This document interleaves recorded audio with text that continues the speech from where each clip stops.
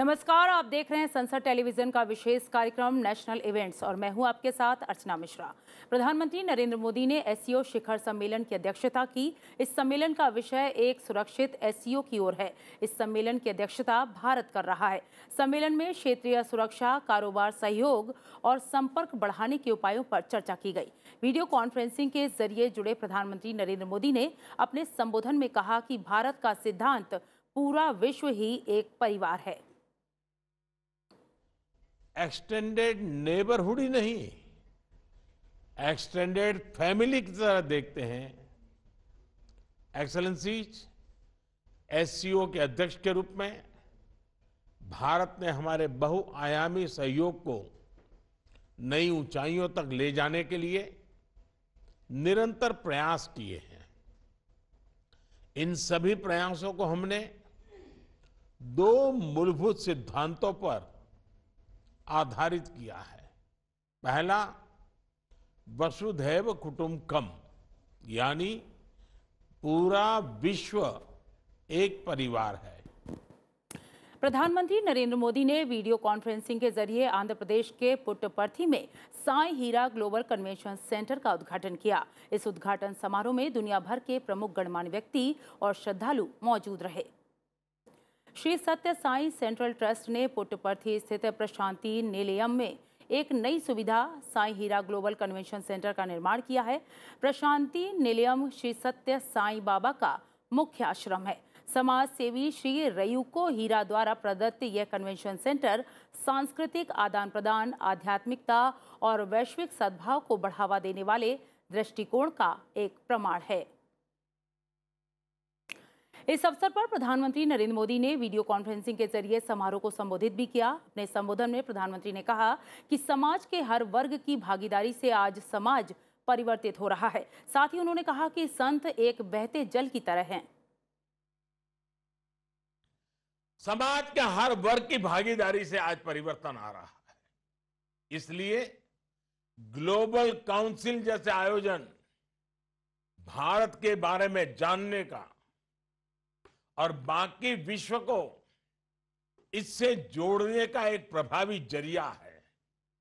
साथियों, संतों को हमारे यहां अक्सर बहते जल की तरह बताया जाता है, क्योंकि संत न कभी विचार से रुकते हैं, न कभी व्यवहार से थमते हैं। अनवरत प्रवाह और अनवरत प्रयास ही संतों का जीवन होता है। एक सामान्य भारतीय के लिए ये मायने नहीं रखता कि इन संतों का जन्मस्थान क्या है। उसके लिए कोई भी सच्चा संत उसका अपना होता है, उसकी आस्था और संस्कृति का प्रतिनिधि होता है। बढ़ते हैं अगली खबर की ओर। समान नागरिक संहिता यानी यूसीसी भारत और उसके राष्ट्रवाद को अधिक प्रभावी ढंग से जोड़ेगी। उपराष्ट्रपति जगदीप धनखड़ ने ये बातें आज गुवाहाटी में भारतीय प्रौद्योगिकी संस्थान आईआईटी के 25वें दीक्षांत समारोह में कहीं। असम दौरे पर पहुंचे उपराष्ट्रपति जगदीप धनखड़ ने आईआईटी के छात्रों को संबोधित करते हुए कहा कि यूनिफॉर्म सिविल कोड के कार्यान्वयन में कोई भी देरी हमारे मूल्यों के लिए हानिकारक होगी। उन्होंने कहा कि राजनीतिक हिस्सेदारी राष्ट्र और राष्ट्रवाद की कीमत पर नहीं हो सकती। असहमति को विरोध में परिवर्तित करना जनतंत्र के लिए अभिशाप से कम नहीं है। भारतीय संस्कृति और सभ्यता की मूल भावना से मेल नहीं खाती ये बात। संवाद की डोर, कम्युनिकेशन, संवाद की डोर मानवता और प्रजातंत्र के जीवन की डोर है। इसमें खिंचाव और गांठ जन कल्याण के लिए हितकारी नहीं हो सकते।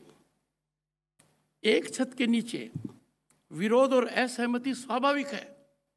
There are bound to be different points of view. They may not be even reconciled. इसका निदान विचार विमर्श है। यदि हमारी हजारों साल की संस्कृति का अमृत यही है कि बातचीत से हम मामलों का हल निकालेंगे। उपराष्ट्रपति ने कहा कि भारत निवेश और संभावनाओं का वैश्विक केंद्र है। भारत की अर्थव्यवस्था तेजी से बढ़ रही है और जल्द ही भारत दुनिया की तीसरी सबसे बड़ी अर्थव्यवस्था होगा। Today is a global destination of investment and opportunity. IMF president, I had the occasion to meet her on 2 occasions. She calls it a bright star in economic world. The rise is reflected by certain indicators. In September 2022, India became 5th largest economy in the world. In the process, we surpassed our erstwhile colonial rulers. Just a decade ago, we were at number 10 or 11, a jump of 5. And I have no doubt, and those who know economics are sure about it, India will be the 3rd largest economy by turn of the decade. Telangana दौरे के दौरान राष्ट्रपति द्रौपदी मुर्मू ने भारत माता के वीर सपूत मन्यम वीरुडू अल्लूरी सीताराम राजू की जयंती पर उन्हें श्रद्धांजलि अर्पित की। कार्यक्रम को संबोधित करते हुए राष्ट्रपति ने कहा कि अन्याय और शोषण के विरुद्ध उनका संघर्ष और केवल 27 वर्ष की आयु में उनका बलिदान भारतीय स्वाधीनता संग्राम का गौरवपूर्ण अध्याय है।